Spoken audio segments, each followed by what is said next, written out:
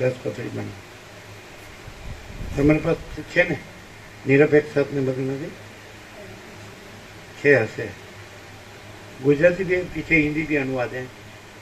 तो 1972 में एकांत में जब हम थाना एक जंगल में थे, सेकंड फ्लोर, दूसरे कोई ज़्यादा नहीं थे, 2-3 होंगे, अकेले थे, तो लिखा था हमने एक सत्पुरुष को बिफोर 53 ईयर्स।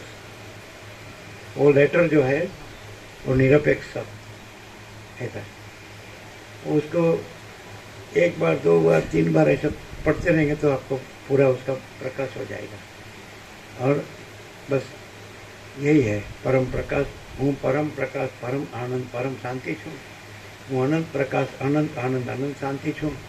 हूँ केवल प्रकाश, केवल आनंद, केवल शांति छूँ। हूँ सहज प्रकाश, सहज आनंद, सहज शांति छूँ।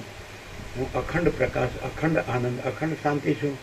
हूँ अभेद प्रकाश, अभेद आनंद, अभेद शांति छूँ। हूँ संपूर्ण प्रकाश, संपूर्ण आनंद, संपूर्ण शांति छूँ।